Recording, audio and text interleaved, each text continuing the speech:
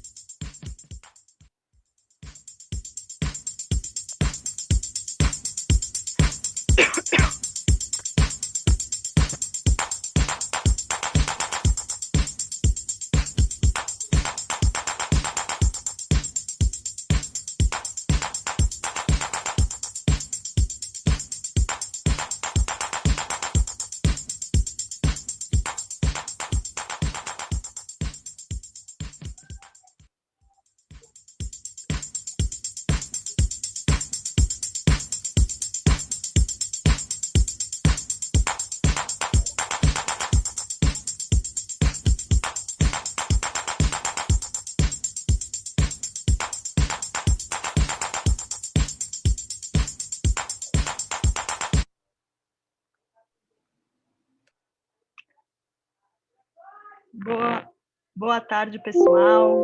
Tudo bem? Espero que vocês estejam me ouvindo bem aí. Qualquer coisa pode avisar para a gente poder arrumar, mas eu acredito que está tudo certo. Se alguém puder só me falar se está ouvindo ou não, agradeço. Tudo certo, Mi. Sim. Ótimo. Obrigada, pessoal. É um prazer estar aqui com vocês hoje, para poder apresentar esse evento muito lindo, muito legal que a gente conseguiu montar, que é o Porquê as Startups Falham. Eu queria primeiro agradecer a todos os participantes, tanto aqui no Zoom quanto no Facebook. Para quem não sabe, a gente está online no Facebook também, na página da Onion. E principalmente agradecer às ligas de empreendedorismo das faculdades que permitiram que esse evento acontecesse, tanto nos ajudando com a parte de conteúdo, quanto convidando as pessoas e conseguindo levar esse conteúdo para quem mais interessa, que são as pessoas que participam dessas ligas, não é mesmo? Queria também agradecer os painelistas que vão participar aqui com a gente hoje. Eles são especialistas no mercado, experts em suas atividades, e realmente a gente vai ter uma troca muito grande com eles durante essa hora e meia que a gente tem aqui. Eu queria pedir para todo mundo, quem que tiver perguntas, pode enviar as perguntas nos comentários do Zoom ou nos comentários do Facebook, e de preferência já encaminhando para qual painelista você gostaria de fazer essa pergunta. E aí, no último bloco, a gente vai fazer essas perguntas e os nossos painelistas vão poder responder. Lembrando que quem está pelo Facebook, caso queira receber informações sobre a Onion depois desse evento, por favor, deixe o seu e-mail nos comentários do Facebook para a gente poder te enviar. Se você está aqui com a gente no Zoom, a gente já tem os seus contatos, tá bom? Gente, eu esqueci de me apresentar. Meu nome é Michelle, eu trabalho na Onion na parte de marketing e comunicação. E hoje, para começar esse evento, eu vim falar um pouquinho para vocês desse universo de startup, né? Dar uma visão geral desse mercado. Então, vamos lá. Bom, os números de startups, né? No Brasil, a gente tem 53,4 milhões de empreendedores. É bastante gente. É um número bem expressivo que junta dois pontos do nosso país, né? Muito boas ideias e escassez de emprego. Então, as pessoas acabam caminhando por esse lado mais empreendedor. Em 2019, a gente teve 12.700 empresas. Gente, em 2011 eram 600 empresas. A gente cresceu muito aí em 9 anos. E a tendência é crescer cada vez mais. Então, é um mercado promissor. Total de investimento em startups foi de 9,7 bi de reais em 2019. Isso quer dizer o crescimento 8 vezes maior em 4 anos. Então, realmente, a gente está conseguindo crescer bastante aí. E os investimentos em startups só em janeiro de 2021 chegou a 630 mil dólares. Isso já representa 18% do total investido em 2020, foi só o primeiro mês. Lembrando que a gente está em pandemia, e é um momento mais complicado, mas mesmo assim a gente continua crescendo bastante nesse sentido. Só que aí vem uma questão que é bem curiosa. Vocês sabiam que de 430 ideias, só uma fica em pé? Uma ideia vira empresa, uma ideia vira CNPJ? E isso é um número que realmente impacta a gente e traz uma informação que tem que ser levada a sério. Então, muitas empresas, muitas ideias acabam morrendo no meio do caminho. Estudos da Sebrae mostram que depois que a empresa fica em pé, 25% dessas empresas ainda acabam morrendo depois de 1 ano de existência. Então, esses números são realmente grandes. E é por isso, então, que a gente queria discutir esse assunto com vocês, do porquê as startups falham. Entre os pontos de mortalidade dessas empresas, a gente levantou 3 pontos aqui bem interessantes para trazer para vocês. O primeiro é onde essa startup está montada fisicamente. Se ela está num coworking, se ela tem espaço para trocar conhecimento, networking ou não. Se ela está trabalhando dentro da sua própria casa, sozinho, sem troca. Então, essa falta de troca, essa falta de permanência com outras pessoas é um motivo de mortalidade das startups. O segundo é normalmente o desentendimento entre sócios, fundadores, sócios investidores, investidores com investidores, que acabam fazendo com que a ideia morra por falta de pensar na mesma maneira naquele momento do trabalho. E o terceiro ponto que a gente trouxe aqui foi o volume de capital investido. Acreditem ou não, mas investimento nem sempre salvam todas as empresas.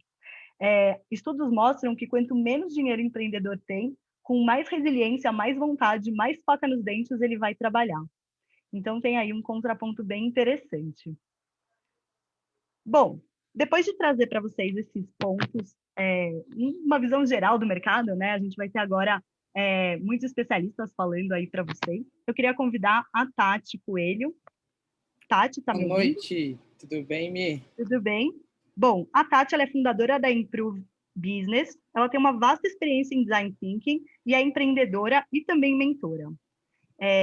Ela vai contar um pouquinho para a gente sobre a introdução no mundo das startups, como esse processo acontece.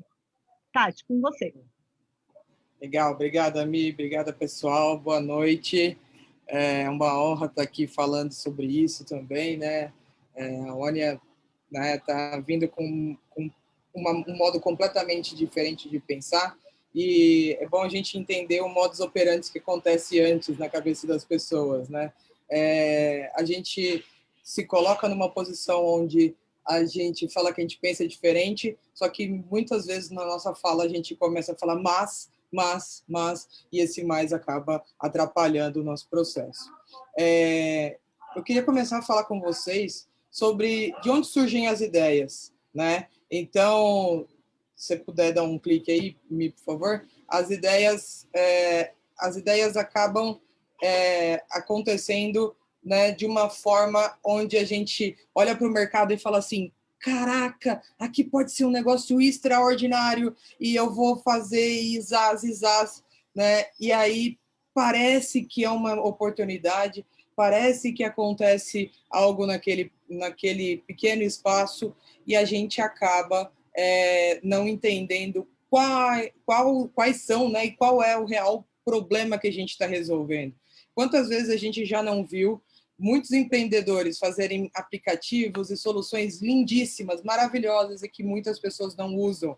Por que as pessoas não usam? Porque as pessoas não conseguem entender se fazem sentido para elas, né? Então, a gente também tem que entender sobre esse momento de apego, se é o momento da gente trazer isso para aquela situação, se aquela situação já não está tendo alguma solução, né, que ela está, de alguma forma, cobrindo um pedaço daquele problema, e como eu posso também embarcar aquela solução junto de mim. E aí eu começo a entender, né, que aquilo que eu imaginei como a minha solução ideal não necessariamente é aquilo que vai para o mercado, né? Por isso a imagem My Precious, a gente tem que se desapegar e entender um pouco do mercado. E aí a gente vem para o outro ponto que eu trago para vocês, que é ouvir, né? Então a gente precisa ouvir, por favor, a gente precisa ouvir o mercado, ouvir o que as outras pessoas estão falando e entender o que está acontecendo, né? Então, a gente, muitas das vezes, como startup, a gente, ou com uma pessoa que ainda tem a ideia, a gente imagina como vai ser e aí fica olhando muito para aquele ponto específico, para onde a gente quer chegar, e aí a gente acaba esquecendo do momento de hoje, né? A gente acha e fala assim, aquela empresa é muito grande e ela não é meu concorrente, nunca vai ser, porque eu sou uma startup, eu vou fazer acontecer, né? Então, a gente precisa, sim, entender o que está acontecendo no mercado, entender o que está acontecendo na economia e entender o que está acontecendo em volta da gente. Principalmente algumas pessoas que olham e falam, eu vou trazer tal solução que já dá muito certo em um outro país, né? A gente chama isso também de tropicalizar. A gente precisa entender como aquela solução pode se encaixar ao país, ao momento certo daquela cultura, né? E aí, como a Michelle falou também, dá mais 2 cliques aí para mim, por favor, a gente tem que entender quem são as pessoas que a gente vai trazer para dentro. O Luciano vai trazer muito mais sobre esse ponto para a gente, entender que quando a gente traz pessoas para o nosso barco, elas também estão com muita energia. E se eu não entender qual é o foco, né, se eu não direcionei o que realmente eu quero chegar, como eu estou resolvendo, as pessoas vão sair fazendo. E se as pessoas saírem fazendo, às vezes elas vão puxar com a mesma energia que você está puxando e todo mundo vai ficar cansado. Quantas vezes vocês já não viram o termo burnout? Alguém de uma startup falando que está exausto porque não conseguiu sair do lugar. É porque ela não se direcionou. Ela conseguiu ter muita energia, só que ela não voltou tudo para o mesmo lugar, né? Então, o ideal é que a gente consiga entender o problema do nosso usuário, para a gente entender para qual mercado a gente está vendendo, com que força a gente vai fazer isso, e não pode esquecer de dinheiro, mas a gente não pode ter aquela eterna vontade de olhar e falar, eu preciso de dinheiro para fazer tal coisa. Eu preciso de dinheiro para mudar. Então, por favor, o que acontece, né? Então, as pessoas, muitas vezes, as pessoas que estão começando a trabalhar com startup olham e falam, eu só vou mudar quando eu tiver tanto de dinheiro, eu só vou conseguir me estruturar quando eu vender tanto, né? E aí a gente não consegue estruturar o nosso processo, a gente não olha para onde a gente de fato deveria olhar, que é o nosso produto e o nosso cliente que vai receber esse produto. Então, uma coisa que a gente vai passar ao longo desse processo inteiro é que, apesar da gente ter ideia, da gente parecer que a gente tem ideias fenomenais, parecer que tem um mercado, ter energia para fazer, a gente também precisa de estrutura, né? Porque a gente entende que existem momentos e às vezes você vendeu um produto e aí parece que ele não continuou vendendo. Com quem eu falo? Com quem eu vou chegar e explicar sobre a minha situação? Eu posso confiar nessas pessoas?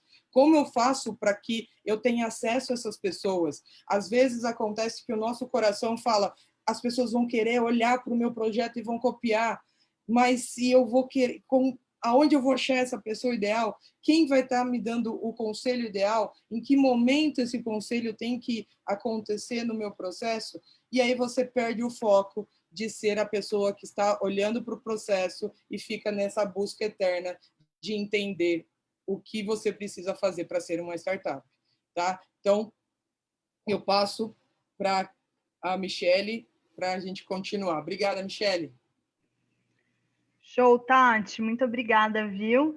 Obrigada por falar um pouquinho aí sobre processos de validações, esse mundo de startup, né, que tem pontos muito, muito relevantes e importantes. Lembrando, pessoal, que quem quiser deixar perguntas, pode deixar perguntas aqui no Zoom ou no Facebook, e a gente vai fazer as perguntas no último bloco. Tati, muito obrigada. Para continuar essa trilha aí das startups, né, outro ponto que é super importante, que fazem também as startups falharem, é o tema de pessoas. Como a gente consegue trabalhar com as pessoas, quem são as pessoas certas, são pessoas ou são competências? E esse tema, quem vai trazer para a gente é o Luciano de Paula. O Luciano já está aí, né, Luciano? O Luciano... Tô sim. Legal. O Luciano é designer, especialista em marketing, ele é sócio e CEO da Mapa Avaliações. A Mapa, ela se destaca trazendo soluções inovadoras na correlação entre a psicologia e o data science. Então, Luciano, eu queria que você contasse para a gente, então, como é que é quem está à frente, a ideia ou as pessoas? Outro tema super importante para as startups não falharem. Legal. Obrigado à apresentação, obrigado ao convite da ONIA. Realmente, como a Tati colocou, é uma iniciativa, não só uma iniciativa, é um projeto já sendo executado, extremamente inovador, e na hora que a gente começou a conversar a respeito dele e foi falar de pessoas, dentro desse processo eu fiquei extremamente feliz, porque a gente sai ali de uma avaliação de hard skills para dentro de um processo né, de venture capital para a gente falar a respeito de soft skills também, que hoje que é cada vez mais relevante. E é interessante que já na minha apresentação já começou designer falando de pessoas, e isso é um pouco do que eu gostaria de falar hoje, porque a gente tem aí a construção de competências ou a construção de pessoas dentro, à frente de negócios, e essas pessoas têm uma história. Tem histórias que são construídas a partir da vida das pessoas, e chega um momento que pessoas se encontram, ou mesmo uma pessoa sozinha, ela começa um projeto, começa a empreender, e tem essa bagagem, muitas das vezes essa bagagem, essa construção dessa história de vida não é levada em conta. Pensando aqui, é interessante, vamos pegar de uma forma aleatória. Vamos imaginar duas pessoas, né? Uma forma. Vamos pegar a Marcela e a Janaína. Vamos inventar uma historinha aqui. Uma nasceu em São Paulo, a outra nasceu em Porto Alegre, lá para mais ou menos 1986, 87. Só que a Janaína nasceu em São Paulo, tem pais separados, teve uma vida simples, com muita dificuldade, sempre tendo que fazer as coisas das mais diferentes para conseguir chegar aos seus objetivos, mas conseguiu. Foi lá, está fazendo sua faculdade, estudou. Já a Marcela, que nasceu em Porto Alegre, teve uma vida muito mais familiar, uma presença da família muito, muito grande, uma relação muito forte com essas pessoas, só que um dada hora, o pai dela teve que se mudar para São Paulo. Ele era uma pessoa já com uma certa tranquilidade financeira e queria fazer um grande projeto em São Paulo, se mudou para lá. Ela morreu de saudade das pessoas lá de Porto Alegre, mas ela achou um ótimo desafio. Então ela se mudou. E essas duas pessoas, essas duas mulheres, elas tinham uma coisa em comum. As duas tinham muita vontade de trabalhar para elas, sendo que elas estavam com caminhos diferentes. A Janaína foi para o caminho de fazer computação e a Marcela foi para o caminho de trabalhar com educação física. Duas coisas distintas, mas elas tinham essa vontade de empreender e ter o próprio negócio. E tinham uma outra coisa em comum, elas tinham uma amiga em comum que um dia elas levaram ali para o Parque Vila Lobos e elas foram apresentadas. Elas começaram a conversar, começaram a falar de trabalho, o que uma outra faz, o que faz, marcaram um outro encontro, se viram, falaram, vamos montar um projeto juntos? Então daí nasceu uma ideia de uma startup. Poxa, gente, quantas vezes vocês já viram, e alguns de vocês já podem ter vivido algo nesse sentido, de encontrar uma pessoa, ver ali uma possibilidade de desenvolver um projeto, mas veja, eu contei aqui, se essa startup hoje está dando certo, eu não sei, porque isso daqui é apenas uma pequena historinha.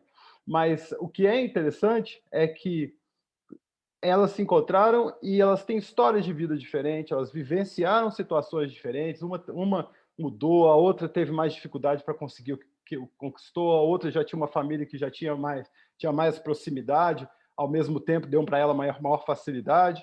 Então isso é a construção de uma história de vida que ela não pode ser colocada de lado na hora que você vai empreender, na hora que você vai trabalhar, na hora que você vai dar os passos na sua vida. E assim se dá a construção dos negócios. Essa subjetividade, ela tem um grande impacto nos negócios.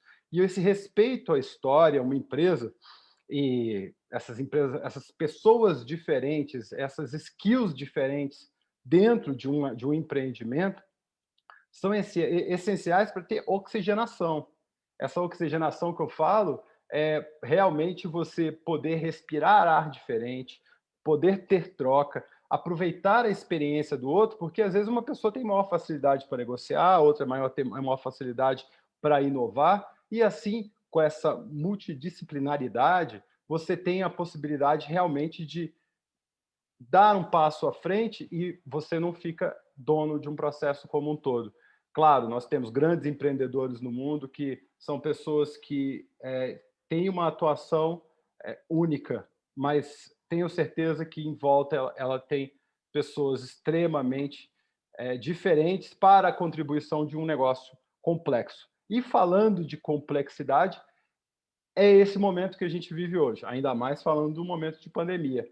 Viver essa complexidade aflorar todos esses aspectos das soft skills das pessoas, aflorar essa demanda do entendimento dessas características para realmente alcançar os objetivos da realização de negócios. Então, eu gostaria de trazer alguns temas em relação a essa questão do comportamento e falar a respeito de alguns principais comportamentos que nós olhamos na hora que a gente fala para um empreendedor de startup e colocar para vocês para a gente discutir.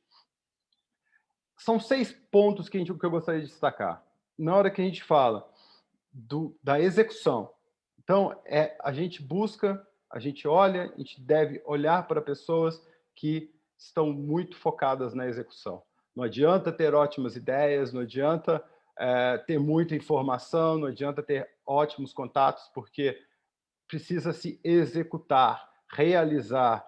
Toda empresa precisa de executores. São pessoas que realmente vão bater o bumbo para as coisas acontecerem, e dessas pessoas, o que a gente vai olhar em relação a competências? A gente vai olhar essa agilidade, diligência, persistência na execução do trabalho, que a gente tem como, realmente, como eu falei, o tocador de bumbo. Porque vocês sabem da dificuldade, vocês veem a dificuldade do que é empreender, e há essa necessidade de estar o tempo inteiro acordar, passar o dia trabalhando, às vezes 24/7, para conseguir estar no timing certo e conseguir realizar os seus objetivos. Outro ponto extremamente importante é a saúde emocional. Aí é muito importante a questão do controle, do entendimento de si. E isso até eu vou destacar um pouco mais, mas esse autoconhecimento é um tema extremamente importante, é um tópico extremamente importante a ser pensado, porque as pessoas se conhecem cada vez menos. A gente está recebendo tanta informação, são tantos dados, são tantas coisas para se analisar, que as pessoas não estão olhando para dentro, não estão se olhando para dentro. E olhar para dentro é se conhecer, é saber dessa história, saber os limites, saber até onde você pode ir. E isso é um processo a se fazer, é um processo a se executar, e ele é extremamente importante, porque você sabe até onde você pode ir, você sabe como relacionar com as pessoas, você sabe... E também poder melhorar o seu posicionamento dentro do negócio. Outra competência é o próprio empreender, né? Que é enxergar e promover e navegar em oportunidades. Eu acho que isso é essencial, e então a gente está falando de autoconfiança, a gente está falando de lidar bem com a competição, de ser diligente, de ter persistência na execução do trabalho. Então, esse empreender, ter essa visão e essa postura do empreendedor. Outro ponto extremamente importante é a visão sistêmica, né? Então, ter um pensamento amplo para a execução do trabalho. Então, a gente está falando aí de buscar informação, a gente está falando de competição, a gente está falando de decisão, de ter uma visão por cima do negócio e construir uma visão, ter uma visão por cima do negócio e construir um olhar em que você consegue relacionar múltiplas situações para a execução do trabalho. Outro ponto extremamente importante é a inovação, como saber transformar, inovar, criar novos negócios, ser agente de mudança com foco em resultado. Não adianta você inovar para algo que não tem um foco, um objetivo real. E depois a gente fala de liderar, são as pessoas que estão à frente do negócio, então saber engajar em equipes, pessoas, lidar bem com situações de comando, de competição, exigência na execução do trabalho e, principalmente, saber se comunicar muito bem. Então, esses são pontos, e até assim, eu vou buscar pensar em estruturas de sociedade ou mesmo de negócios. Então, se você pega, por exemplo, a Apple, onde a gente tem ali os dois Steves, né? O Steve Jobs e o Wozniak, a dupla criadora do negócio. A gente tinha o Wozniak como o técnico, o cara que sabia tudo do nascimento daquele processo, da tecnologia, ele sabia trabalhar com aquela parte até de soldar aqueles componentes para compor um computador.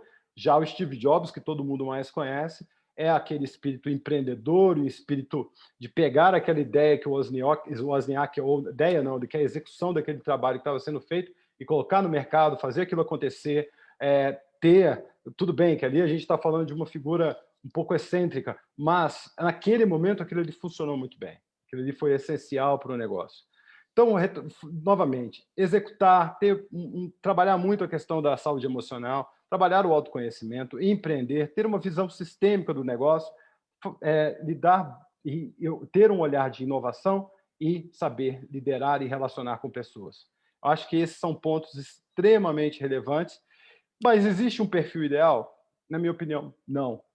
Por quê? Não existe a startup ideal. A gente não tem a construção de um perfil, porque a todo momento nós vivemos em um mundo extremamente dinâmico, extremamente transformador, como eu coloquei, complexo. Se a gente começar a determinar perfis ideais para execução ou estar à frente de startups, a gente já está falando do passado. Existem, sim, comportamentos que devem ser identificados e apurados. E aí, por isso que eu coloquei esses comportamentos para a gente discutir. Persistência, vontade e, principalmente, curiosidade. Então, essa era a minha fala. Coloco esses pontos em relação a entendimento do próprio, olhar para dentro, entender a sua história, entender o que você viveu e como foi essa construção de aspectos estruturais em sua personalidade e outros aspectos situacionais, e trabalhar essa visão dessas competências sempre com um olhar de melhoria, desenvolvimento, para se alcançar não o ideal, mas o melhor naquele dia. Muito legal, Luciano. Obrigada pela sua participação. Realmente, obrigado, eu que agradeço.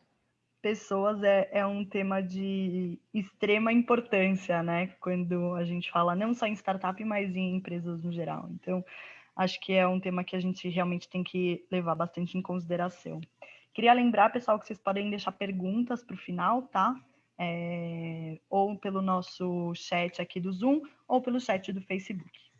E agora, gente, a gente falou um pouquinho do mercado de startups, validação, processo, pessoas.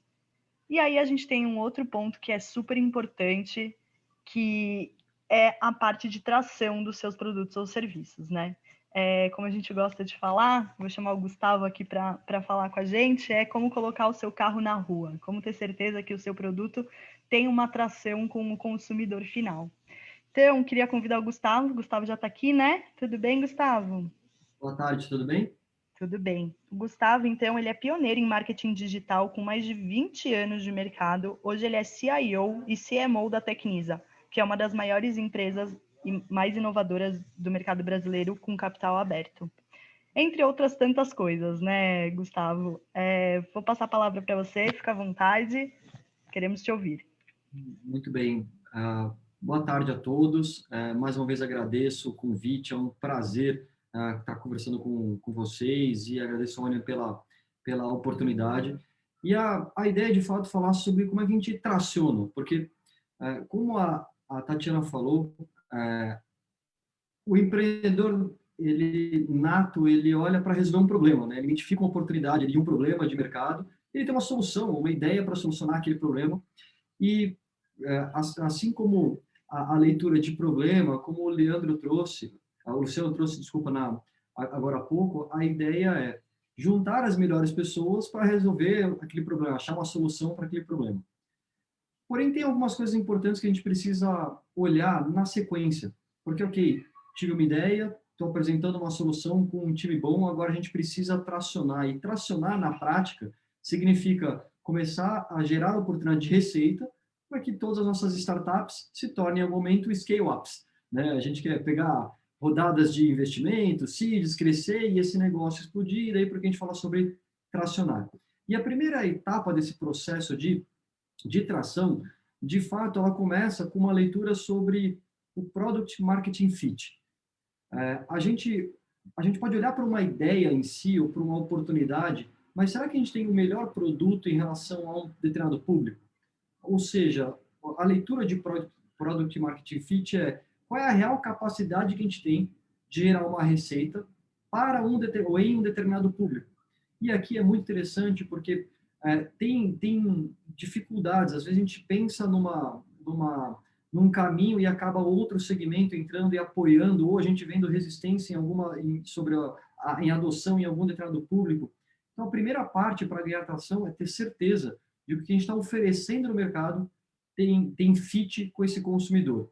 Daqui, porque vocês vão ver, e é muito comum a gente escutar sobre MVPs e cultura de teste, e olhar para a capacidade de execução, como o Luciano falou, de fazer correções de rota, isso faz parte da dinâmica do empreendedor ou de uma startup, porque ele precisa fazer essa calibragem, né? Transformar aquela ideia que ele tinha em algum determinado momento num fit de produto com aquele mercado. Porém, quando a gente pensa em tração, tem algo ainda mais expressivo e bastante desconfortável sobre o dia a dia. Porque se a gente avançar um pouquinho, geralmente as empresas estão olhando para uma questão de público-alvo.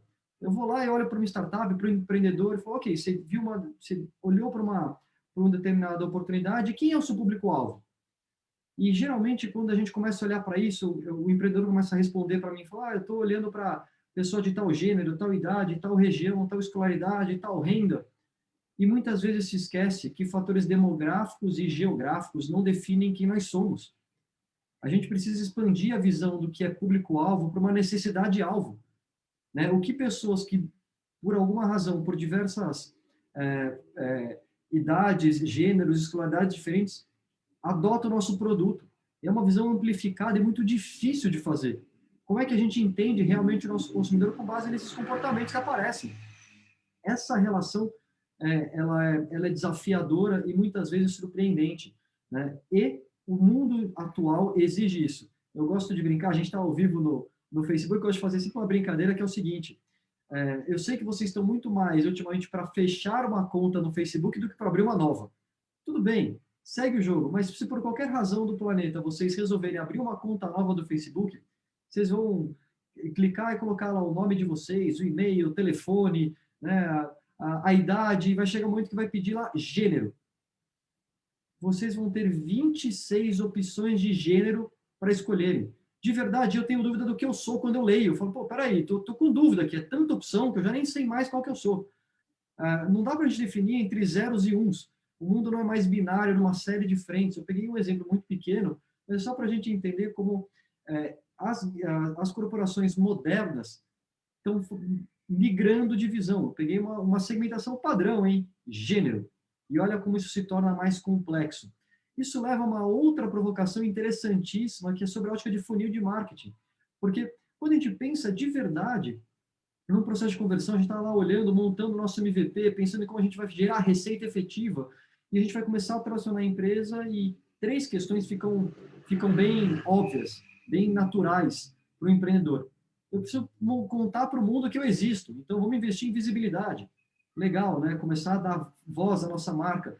E boa parte do discurso, quando a gente pega recurso lá na outra ponta, é para falar para tracionar, é para tornar o nosso produto escalável. Então, precisa ter visibilidade. Eu vou olhar para a consideração, ou seja, um processo onde as pessoas vão comparar o meu produto com outros, o meu serviço com outros e fazer uma avaliação sobre o que é melhor. E aqui a gente vai fazer a conversão para colocar as pessoas para dentro. Quando eu penso em marketing tradicional, dentro desse funil entre visibilidade, consideração e conversão, a gente está olhando para nome técnico de falar com um suspect, para aquela pessoa que está considerando comprar o nosso produto, para um prospect que começa a negociar comigo, né, num processo mais avançado, e a conversão é o cliente, né, o comprador efetivo. Mas esse funil tradicional esquece uma série de outras frentes, como quem é o cliente recorrente, quem é o influenciador da nossa compra, quem é o defensor em si, e aí leva uma visão mais moderna de marketing, de funil de marketing, e que talvez seja um dos pontos mais interessantes para vocês que pensam em empreender ou já empreendem, olharem. Porque não adianta eu pensar num funil tradicional. Na verdade, as empresas modernas pensam num funil invertido.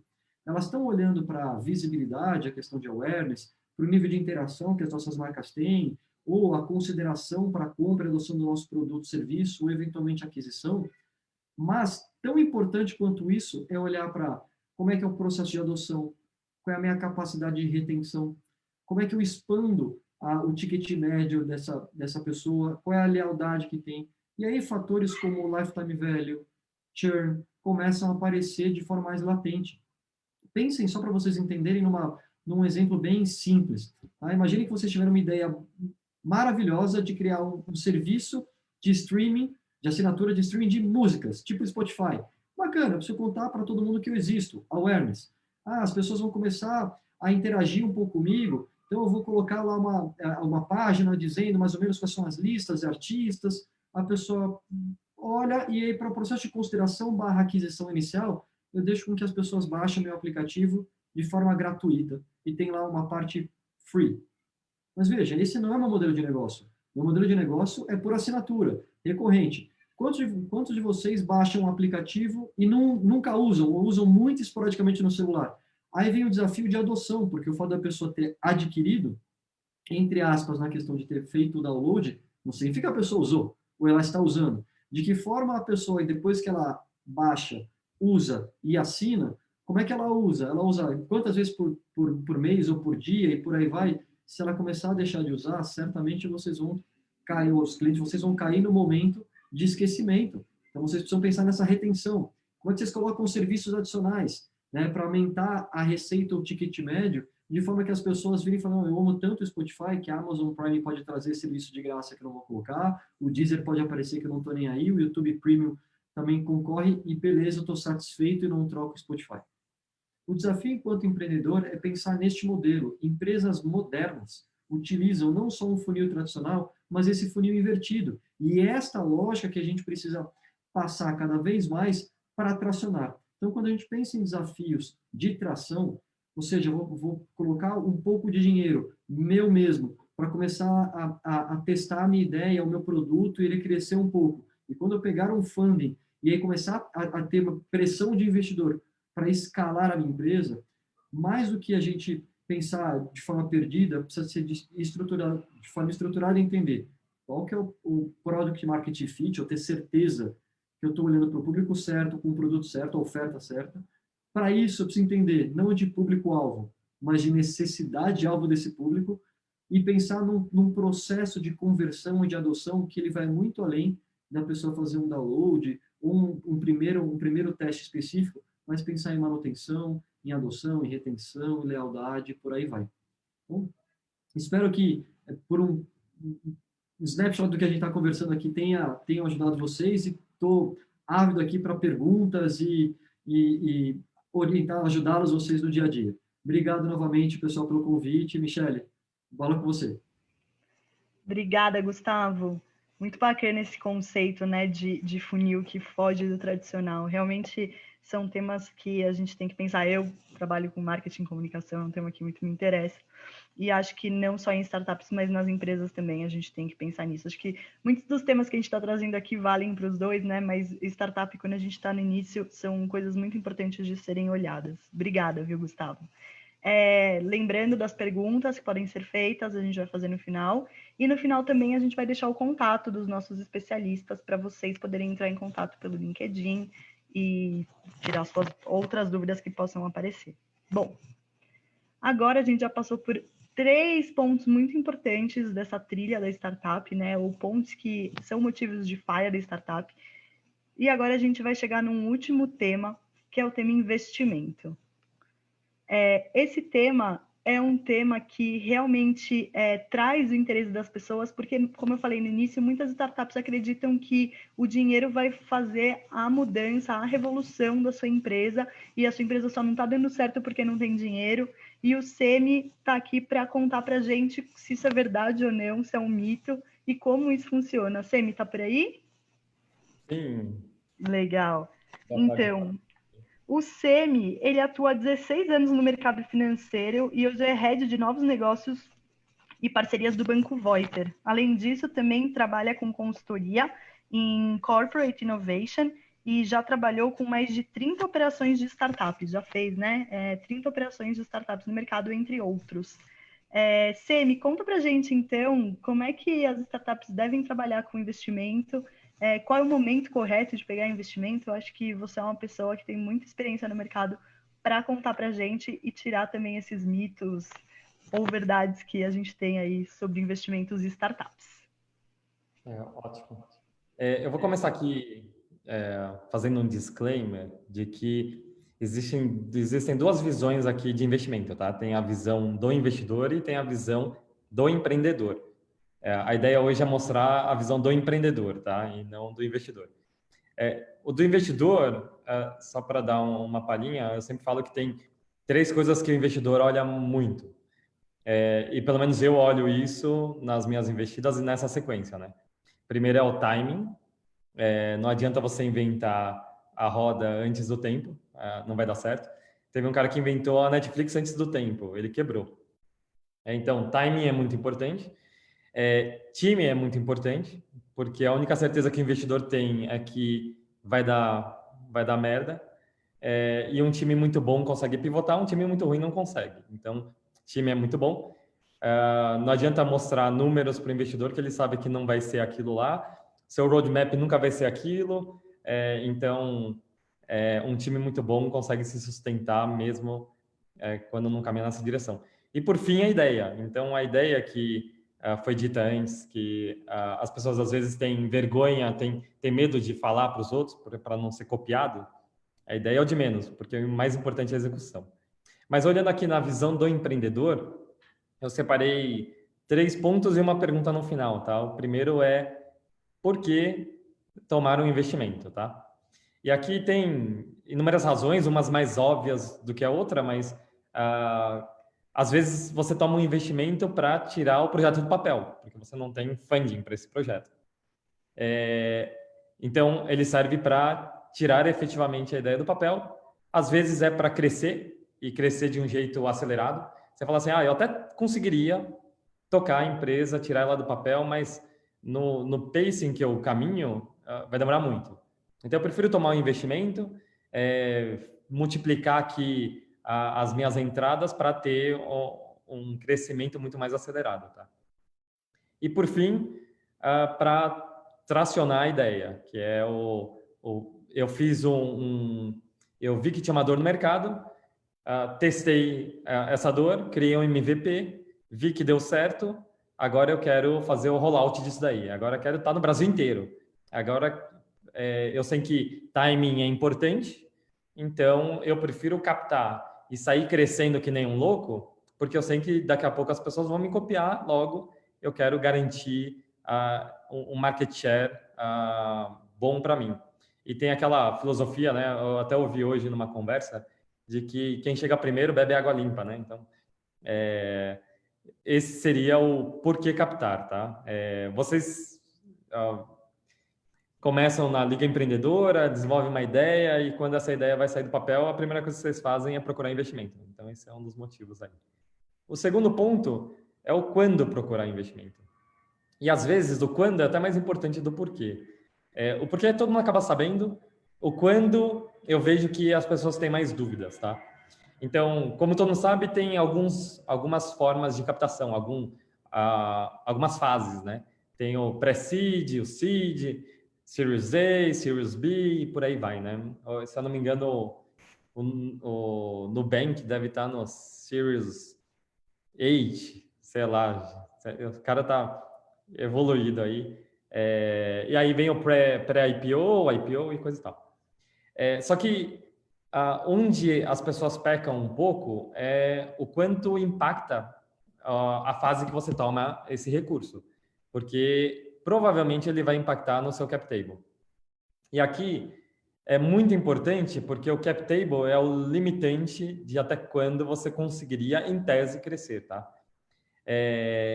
Um investidor que tem mais experiência, ele pergunta cap table e ele já sabe até que round ele consegue chegar sem ser diluído. Então, isso é absurdamente importante para empresas que vão progredindo. Um exemplo, quando você capta muito cedo, eu já vi casos como esse, que no primeiro round pré-seed, o cara captou um valor relativamente alto, mas abriu mão de 33% do cap table, um terço do cap table dele. E na visão do investidor é assim, a cada round você tem que pensar que você vai ser diluído entre 10% e 30%, tá? Essa diluição, ela traz uma preocupação para o investidor, que é o quanto o founder vai estar empolgado com a ideia, o quanto ele vai sentir o ownership da ideia. Porque depois que eu faço muitos rounds e a empresa já não é mais minha, já pertence aos investidores, eu vou estar motivado para tocar a empresa? Porque o investidor, ele não está botando dinheiro na sua empresa para tocar ela. Ele está botando dinheiro na empresa olhando o time. E aí o founder é parte desse time. Então ele acreditando nessa ideia, acreditando nesse time e no timing específico, ele vai lá e bota dinheiro. Só que se o founder acaba saindo da empresa, muito dos motivos que ele entrou acaba caindo por terra. E aí muitos investidores não entram porque o cap table o founder está muito diluído e sabe que daqui a uma rodada ele já não é mais majoritário. Isso faz com que o ownership dele seja menor. Isso faz com que talvez a motivação dele seja menor. E uma vez que a motivação vai diminuindo, o meu risco acaba sendo maior. Então, tomar um investimento muito cedo pode ter seus problemas. Tem muita gente que vem para mim, pré-seed, é um PowerPoint, e vem falar, vou fazer uma captação. Pô, quanto dinheiro você precisa? Preciso de 20 mil reais. Beleza, essa é uma ideia que você não acredita que valha 20 mil reais para você ir lá e ter que captar com alguém? Eu trabalhei um tempo no mercado financeiro atendendo incorporadoras. E o banco, ele tem uma linha de crédito chamada plano empresário, que ele dá crédito para você construir prédio. E o banco sempre dá 80%, e 20% a construtora, a incorporadora tem que colocar na frente. O terreno, quem paga é a incorporadora. O banco não financia terreno. Por que o banco faz tudo isso? Porque eu garanto que o cara está committed, que o empreendedor acredita tanto na ideia que está all-in nela. Ele está acreditando, está botando o dele na reta. Isso, para vocês que são de ligas empreendedoras, isso é uma coisa que pega muito para o investidor. Porque vocês são universitários, vocês não têm um peso muito grande, parece que a probabilidade de insucesso tende a ser muito maior e o commitment tende a ser um pouco menor. O que vocês estão colocando na reta por essa empresa? Ao tempo de vocês. Mas vocês não estão largando emprego, vocês não estão tirando o sustento da família, isso faz com que o investidor tenha um pé atrás. Então, quando vem um jovem numa fase muito early stage pedir dinheiro sem ter validado a ideia, sem ter feito o MVP, sem ter feito nada disso, o investidor fica com o pé atrás. Tem todos esses motivos de cap table, mas também tem esse motivo de estar muito cedo. Ao mesmo tempo, eu já vi startup que foi na raça, na coragem, fez empréstimo, BNDES, cresceu a empresa. E aí, quando ele foi bater na porta dos VCs para um Series A, o VC começou a questionar coisas de, pô, eu só invisto em startup que cresce o famoso triple, triple, double, double, sabe? Mas, obviamente, o cara não conseguiu fazer isso porque ele não teve captação. Então, algumas portas de VCs eram fechadas porque ele chegou muito tarde. Ou porque um concorrente muito forte no segmento dele já fez a captação. Então, o chegar muito cedo é ruim. O chegar muito tarde também talvez seja ruim. Então, tem que dosar muito bem o momento que você vai fazer essa captação. E outra coisa que muitas pessoas esquecem é o depender da captação. Uma captação, em média, ela demora, se for com VC, demora de 3 a 6 meses, sabe? Não é rápido, trivial. Então, se você procurar um investimento quando você precisa de dinheiro, talvez você quebre no caminho. Talvez você abra mão de muito cap table. Talvez você... Então, o ideal é você procurar dinheiro quando você não precisa dele ainda. Obviamente, as primeiras rodadas com anjos são muito mais fáceis, são muito mais rápidas. Só que, dependendo da fase que você se encontra, tem que tomar cuidado com timing também, tá? O terceiro ponto é com quem? Com quem você vai fazer essa captação? Aqui tem o famoso FFF, o Triple F aí, que é Family, Friends and Fools, né?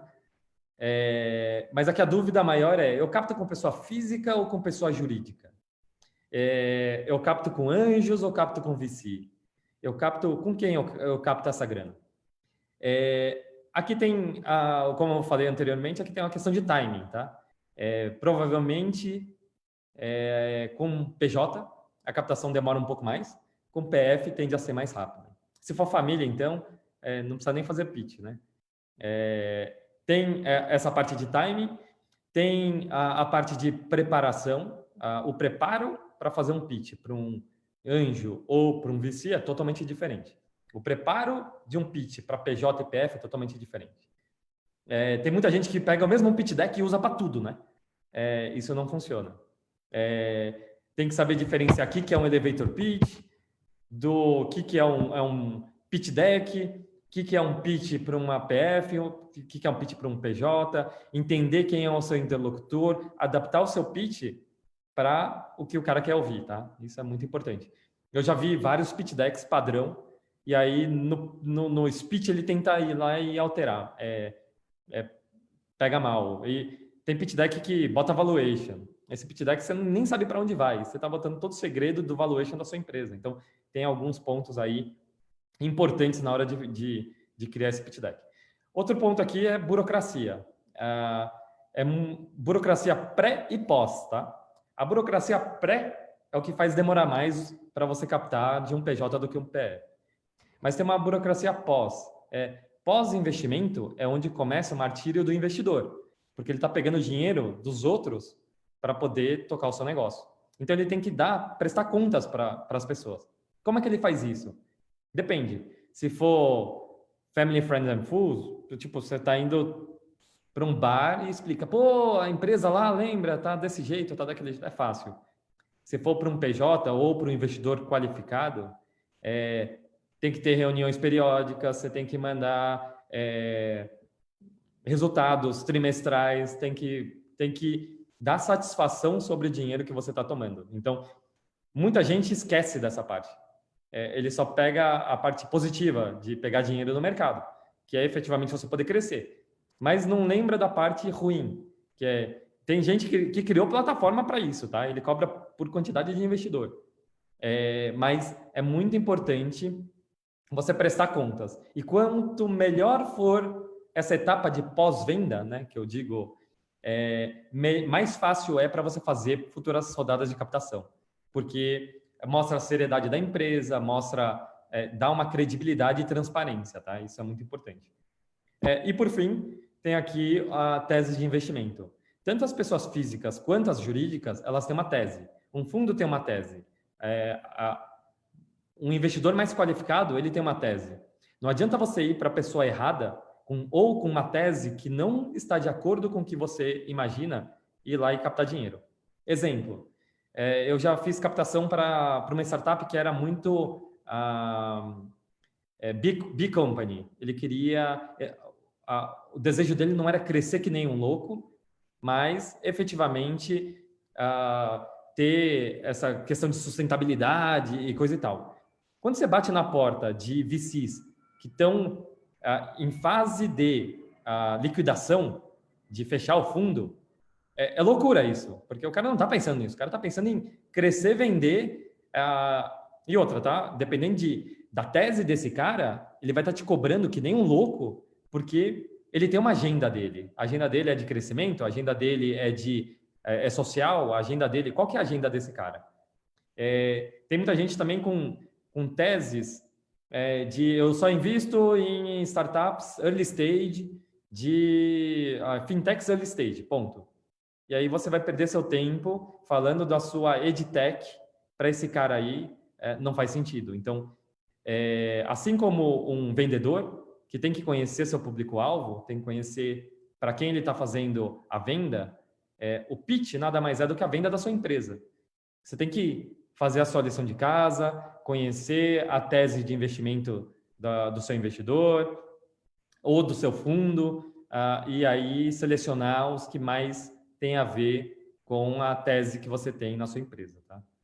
E por fim, eu coloquei aqui uma pergunta que é vale a pena ter um investidor? Tanto pela burocracia, quanto pelas exigências, quanto por esse pós-venda, vale a pena? Aqui tem uma conta muito tênue para os investidores fazerem. O que é, na verdade, um investimento? O investimento ajuda a você antecipar a velocidade de crescimento da sua empresa. Imagina assim, para os pais que já foram empreendedores e criaram, pega uma farmácia. Você vai lá, faz um investimento upfront, abre a farmácia, ninguém conhece a farmácia, então as vendas estão crescendo de pouco em pouco, mas daí ela se consolida, vira a farmácia do bairro e tem o seu crescimento. Então a curva de crescimento, ela existe. Em qualquer empresa saudável e qualquer empresa de futuro, tem uma curva de crescimento tradicional. O que a gente está falando nesse timing, nessa loucura, é de empresas exponenciais, essa curva exponencial que eu quero. Para você ter a curva exponencial, o que você faz? Você capta investimento. Por quê? O que o investimento faz? Numa curva tradicional, a própria receita que você gera é a que financia seu crescimento. Numa curva exponencial, você está captando recursos e antecipando tudo o que você faria em 3 anos, em 6 meses. Então, por que a empresa ela fica no cash burn? Porque ela tem condições de contratar um funcionário e contratar 5, 10. Ela tem condições de fazer um produto, ela faz 3, 5. Por quê? Porque ela quer crescer mais rápido, ela quer market share, ela quer quantidade de usuários, ela quer quantidade de acessos. Ela está atrás dessa curva exponencial tão famosa aí no mercado. Por quê? Porque se você mostra uma curva exponencial, o seu valuation nada mais é do que receita futura trazida a valor presente. Isso faz com que a projeção da sua curva seja exponencial. E aí o valuation da sua empresa tende a ser muito maior do que efetivamente é. Quando você pega a valuation de empresa tradicional, eu fui essa semana ver uma empresa de artigos pet. Ele vende produtos para cachorro. Já está na Pets, já está na Cobase, não sei o quê. Valuation, 2,5 milhões. Fatura 5 milhões por ano, 6 milhões por ano, 2,5 milhões de valuation. Quando eu pego uma startup early stage, que os meninos estão tudo na faculdade, ele tem 30 clientes, com receita recorrente de 10 mil reais, e eu pergunto qual é a sua valuation, eles vão falar, que é 5 milhões. Por que acontece isso? Porque a expectativa é que seja uma curva mais exponencial e isso trazido a valor presente vai dar algo muito maior. Então, essa é a expectativa. Mas, por que eu estou falando tudo isso? Se você não tem tração, você não vai ter uma curva exponencial mesmo com muito dinheiro. Eu comecei a mentorar uma startup que ele teve uma rodada de 6 milhões de reais pré-seed. 6 milhões de reais. E ele não tem produto. Porque o dinheiro entrou tão cedo que ele não tinha validado o produto dele e ele pegou e gastou 6 milhões de reais fazendo coisas que ele nem precisaria agora. É uma empresa que quer trabalhar com dados, ele criou uma área de machine learning e inteligência artificial, mas ele ainda não tem dados. Ele tem hoje 3 anos de mercado e ainda não tem dados, porque ele não conseguiu desenvolver o produto dele. Então, para que serve o investimento? Uma vez que está o Product Market Fit, foi validado, você tem um MVP, tem um mercado, o investimento acelera isso daí. Mas se você não tem produto, se você não tem o MVP pronto, se você não testou o mercado, por mais que você capte dinheiro, você não tem o que tracionar, você não tem o que crescer. E você não tem uma curva a trazer, a deixar ela exponencial, sabe? Não existe isso. Então, é muito importante essa pergunta, vale a pena? Depende muito da fase que você se encontra. E é muito importante vocês terem isso em mente, porque se você já validou e você quer tração, vale a pena. Porque gastar dinheiro com marketing, sua solução é B2C, você vai ter que fazer campanha na TV, campanha no Face, isso é muito caro, sabe? Então você vai precisar de dinheiro, porque todo o dinheiro do mundo vai ser pouco para você fazer isso. Então, tem o produto validado, o produto é bom, está crescendo localmente, já validei, eu quero tração, beleza, faz essa captação de investimento. Não tem isso daí, pensa 2 vezes. E por último, eu queria falar de dinheiro caro e dinheiro barato. Parece que o investimento, captar investimento, é o dinheiro mais barato que você pode ter. Não tem juros, às vezes tem, né, no mútuo conversível e tal, mas o investidor não está lá pelos juros, o juros é baixo, não tem... não fica no seu histórico de crédito, não toma seu crédito isso daí, crédito bancário. Então parece que é o melhor tipo de investimento, só que se você for pensar a fundo, esse é o dinheiro mais caro que você pode tomar na vida. Por que mais caro? Porque se você realmente acredita na sua startup, abrir mão de parte dela é algo muito caro. Hoje, o investidor está entrando num valuation de 1 milhão, e você tem certeza de que essa startup um dia vai valer 100, 200 milhões? Tomar 100 pau por 10% é muito caro. Porque se você imagina que vai acontecer isso em 2 anos, por 100 mil reais, daqui a 2 anos vai valer 1 milhão de reais, sabe? Então, você está abrindo mão de muita coisa por pouco dinheiro. Então, por mais que pareça barato você captar, tem que ter em mente que isso talvez seja o dinheiro mais caro que você tenha na vida. Por isso que, quando você tomar investimento, é muito importante, você não está atrás só do dinheiro. Você está atrás do smart money. Quem está vindo junto com esse dinheiro? Dinheiro, eu posso garantir para vocês, está rodo no mercado. Com essa taxa de juros ridícula, tem muita gente procurando investimentos alternativos. Então, uma empresa, uma tese bem feita, com um time muito bom, com uma ideia muito boa, num timing bom, com uma ideia validada, eu te garanto que dinheiro vai vir, vocês conseguem. O problema não é o dinheiro.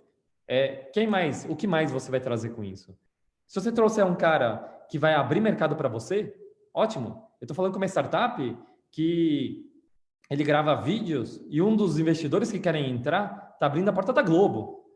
Porra, quer um investidor melhor que esse? O cara não vai trazer só dinheiro, o cara vai trazer conexão, networking, isso vale muito mais do que o dinheiro em si. Então, uma vez que o dinheiro não é barato, ele vai ser caro, que você traga com você muito mais que o dinheiro, que você traga com você expertise, que você traga com o dinheiro networking, que você traga com o dinheiro know-how, que você traga com o dinheiro senioridade, que você traga com o dinheiro muitas outras coisas além disso.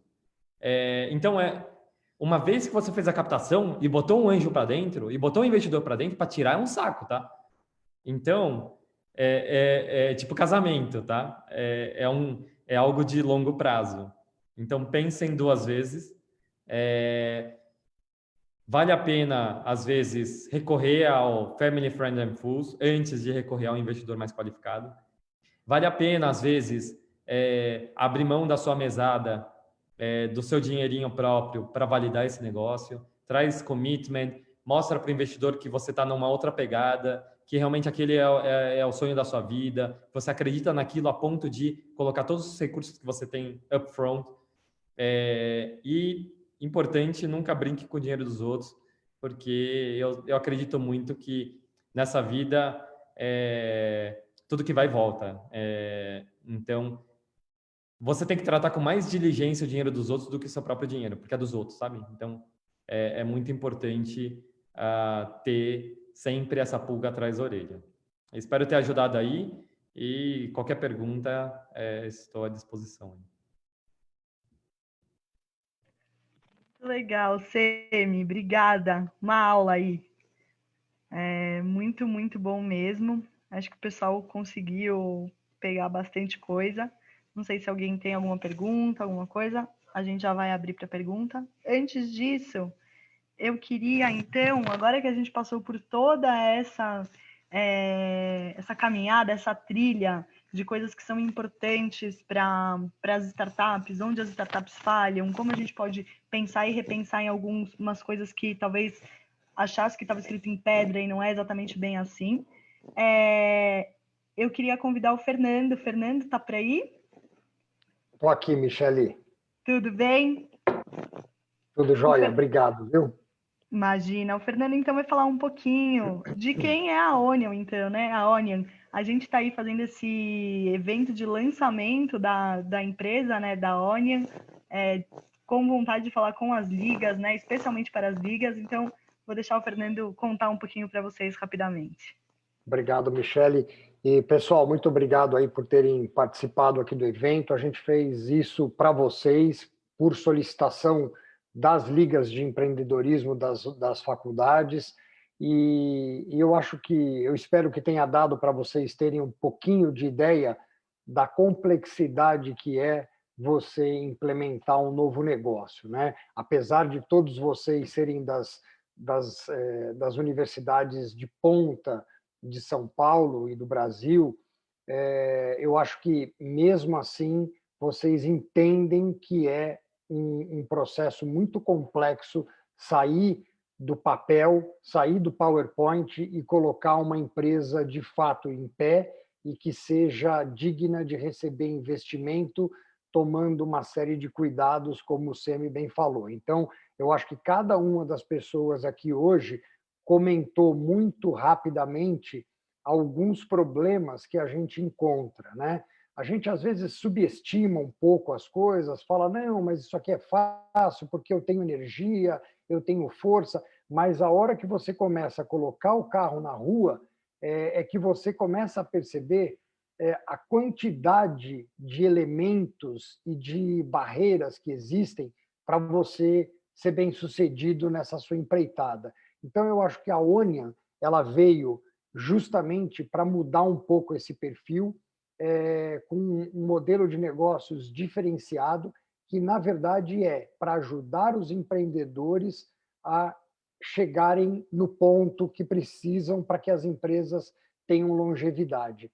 A Onion, assim, não é uma faculdade, não está aqui para competir com uma AGV, com uma Federal de São Carlos, INSPER, IBMEC, ITA, não estamos aqui para fazer isso. O papel acadêmico é com as universidades. O nosso papel é com a prática, é colocar as coisas para funcionar e trazer junto nesse processo, que é muito difícil, uma série de competências que vão ser importantes para vocês ao longo do processo. Então, se vocês forem ver, tem gente de recursos humanos, de marketing, financeiro, tem jurídico, comercial, desenvolvimento de produto, técnico para fazer MVP. Então, a gente traz todo esse universo para, de fato, colocar as empresas nos trilhos. E quem vai fazer o negócio funcionar são os empreendedores. Nós vamos estar ajudando vocês com as nossas ferramentas, os nossos conhecimentos e as nossas conexões para que vocês consigam ser bem-sucedidos com o negócio. Então, se vocês quiserem saber um pouquinho mais da Onion, eu convido vocês para visitarem o site aí que está na apresentação, e aí vocês vão entender um pouquinho melhor e poder se inscrever até no programa, que é bem concorrido para fazer as startups saírem do papel de fato. Então, eu queria, em nome da Onion, agradecer a todas as ligas, a todos vocês que participaram até agora e a todos os palestrantes que disponibilizaram os tempos de vocês e o conhecimento de vocês para virem aqui falar um pouquinho com a gente. Muito obrigado, viu? Obrigado, Michele. Obrigada, Fernando. Obrigada mesmo. Gente, eu queria agradecer também a todas as pessoas que participaram aqui. Aqui na tela vocês encontram os LinkedIns dos nossos palestrantes. Fiquem à vontade para adicioná-los no LinkedIn, para entrar em contato e conseguir conversar. Se alguém tiver alguma pergunta, pode mandar para a gente agora. Se não, eu vou pedir para os nossos especialistas abrirem as câmeras para a gente poder fazer um último comentário e terminar por aqui a nossa apresentação de hoje. Legal. Gente, acho que foi super bacana, super cheio de conteúdo, né? A gente gravou essa live, então a gente vai poder compartilhar com vocês, quem assistiu ou quem gostaria de mandar para alguém que pode assistir. E eu queria agradecer, então, todo mundo aqui, todas as pessoas que participaram, os nossos especialistas, e contar com vocês para uma próxima e convidar todo mundo realmente para visitar o nosso site e conhecer um pouquinho mais da Uni. Tá bom? Obrigada. Gente, obrigado. Obrigado aí. Obrigado, valeu. Estou à disposição.